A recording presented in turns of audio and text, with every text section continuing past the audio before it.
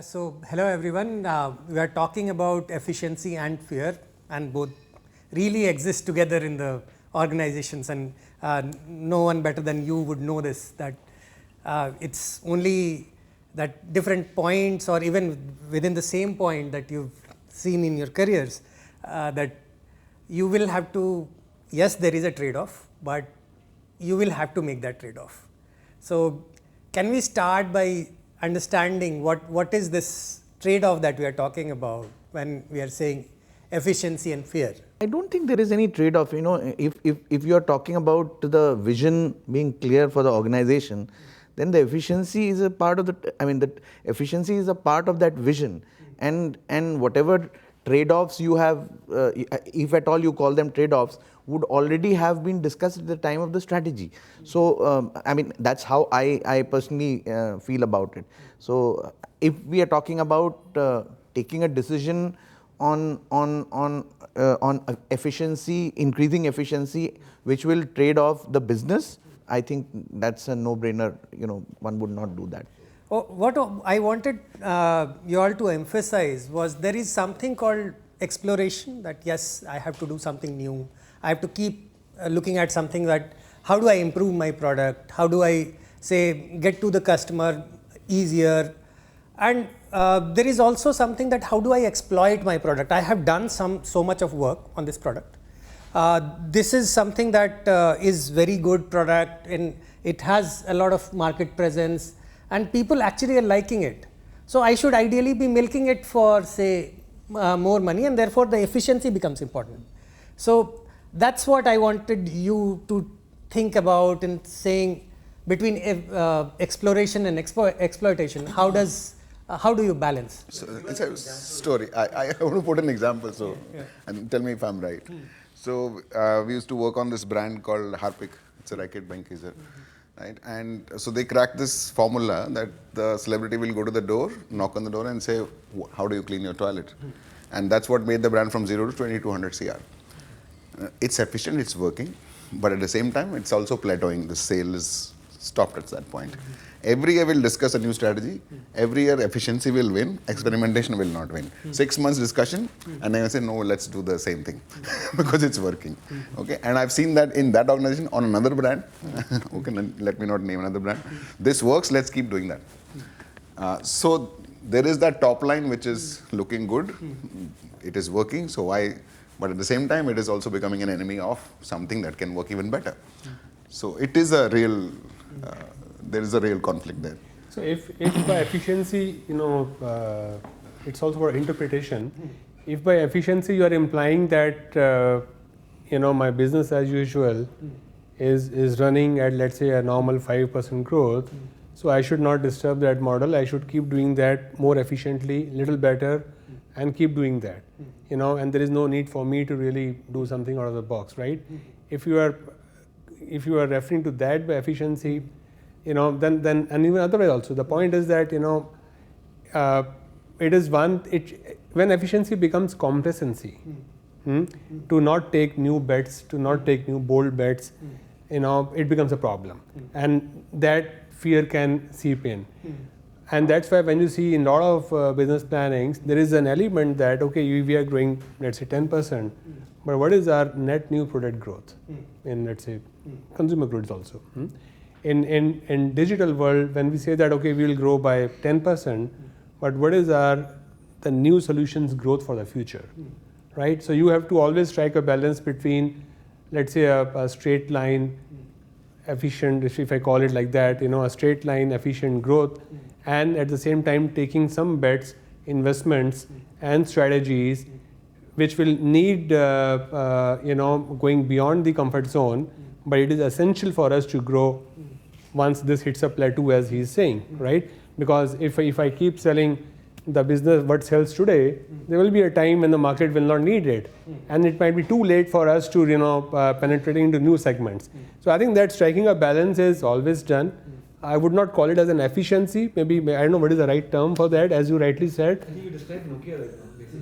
Correct. The same example. Yeah, they kept doing experimentation. And you will keep those experimentation budgets in your original budget, saying that, you know, so much money I am putting behind these experimentations. They might work, they might not work, but I am willing to let go of that amount of money. If they work, that will be my NPD for next year, or, you know, going forward. So that's done. That's always done. So I don't think I don't think that efficiency will ever kill an NPD. But if there is a need to do NPD, I think it needs to be put in the larger strategy. So I think in most of these strategies you do have a balance, that you will keep growing at the pace at which you are growing. The strategy will keep continuing to penetrate into, say, tier 2 market, tier 3 markets, etc. And there would be experimental budgets and experimental strategies that we want to try something new. Like he said, gave the example of 2 brands. One is going this safe, steady, this thing, and the other one probably they are experimenting, they are looking at new things, etc. So at an org level, both the strategies, they work together. No, well, I agree that both strategies work together. But when do you say that yes, it is time to experiment more than say explore more than say saving my own market or saving my own brand in a way, while the market is the characteristics of the market is in such a way that yes, I should actually exploit, I should actually go. So if I can, let's see how I see it. Why you look for an efficiency? Why you look for an efficiency? Because if you have developed a product, okay, now everything is going perfect. Why you look for efficiency? Because the cost is going up. Okay, sales price remains same, cost going up, so margin is eroding slowly, gradually. Okay, the initial amount of growth which used to come, that's no more is coming, and that's where you see that, okay, how can I improve my penetration in the market? I geographically expand. These are the reasons why we go for efficiency. There has to be a reason. There is nobody. If you are in a highly innovative organization where you bring amazing innovations, then I don't think anybody goes for it and discusses those organizations for a cost cutting. But there's a very thin line between efficiency and death, right? Because if you're too efficient, okay, you'll lose the market. You have to innovate. That is the only way to stay ahead. Now, how much you innovate, how much you want to put into it, again it comes back to resources and how you start off, how you handhold, and you figure out what you want to do, how you'll plan this over 5 years. So that is a collaborative effort going forward with all the departments. So, but again, for my industry, efficiency is there. It is part of every day for us. For example, in jet engines, you always want to spend lesser fuel on aircrafts. But how much can you do? How much sustainable fuels can you put in? Because that will cost more. So there's a delicate balance to maintain. Yeah. So what we are hearing is exactly what the conflict is to an extent. Is we are kind of mixing what you call as incremental innovation versus something which is disruptive innovation, right? So how much do you invest in disruptive innovation, and how much do you see is the incremental innovation important? No matter what industry, what geography you are operating, okay, you have to be always ready for the disruption. You never know, all your strategy, all your boardroom discussions will go for the toss. You never know that who is preparing to kill you. Okay, so how do you manage the disruption, and how do you create the agile management to take care of all the risk involved in the disruption? I think that is the game today. Gone are the days of when you can manage the things, or you can invent in your own unique way, and then you be ready. You have to be aware about the kind of disruption which may come, and then you have to plan your product strategy, your marketing strategy according to the disruption. Yeah, so you talk about something which is a large firm and something where you have to be disruptive. No, not large firm, even a small firm, even if you are a startup, if some disruption comes, your entire ideology, whatever you are preparing will go for a toss. Look at the gaming industry as of today. There is a very big disruption in terms of the government passing a, so they will all have to innovate. That's onto them all of a sudden. But then there are other industries where they are doing it by choice. They want to cater to, say, a new segment, a younger generation, an older generation, a tier 4 kind of a, so they will all have to adopt different strategies to keep. I'm saying that there's a lot of connection with the industry we are in. Okay, I don't think that these are two things which can be let go. Inefficiency is like cancer; it will kill you eventually if you're not efficient in anything which you do. And same is with. But I'll give you an example. Mobile phones industry, which I am in, 243 products got launched last year. Almost one a day, one a working day, right? And the life cycle of the phone has reduced from 3 years to 11 months now. On average, people are changing phones after 11 months. So whatever you're launching today, after 11 months, it will be redundant. Now, what do? Can I let go of efficiency because I have to manage that in 11 months, launch, make it peak, die, move out. And then after 11 months, what? There are 20 brands who are launching new things. So I would say that a lot depends on the industry. In this example, you cannot let go any of the thing, efficiency as well as your innovation. I started my career with ITC selling cigarettes. In that industry, there is no innovation which has happened. The demand is so stable that a person who smokes 11 cigarettes will smoke 11 only. And we also know that he will take the first cigarette at 8 o'clock from this shop, right? And people, half of the XLRI students or IIM students who were hired left in two years because they got bored. There's nothing to do here. So there I think the efficiency is the most critical thing. Because if the cigarette is not available at that pawn shop at 8 o'clock, you will lose that customer.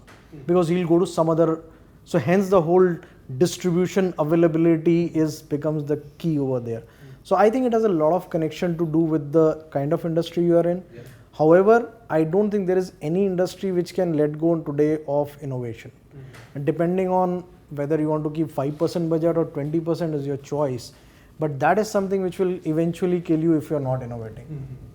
But I'll put up, see, when we talk about disruptions in business models, a lot of business model innovation and disruption today is happening on the back of technologies. What AI can enable, what generative AI can enable, what agentic AI can enable, how they can replace humans in a lot of things, right?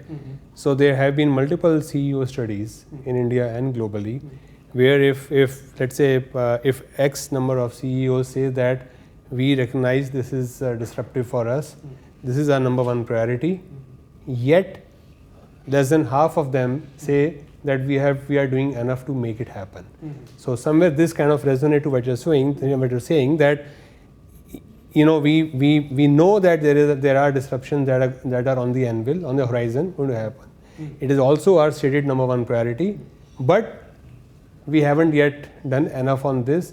Now there could be a fear, there could be a question of ROI, there could be a question of no, we will wait for it to mature, there could be a question of देखेंगे क्या होता है, अभी तो our growth is there. The multiple parameters that goes behind that, right? And there could be question of organization inability to do maybe because of data, etc. Multiple parameters, factors are there. But that in those situations we have seen where companies are not, but I wouldn't call it as a fear, but just the fact that for some reason or other they are not investing enough, they are not doing enough on the innovation, despite acknowledging that this is their number one priority. But is there a reason for that? Because I see that as what you say completely right.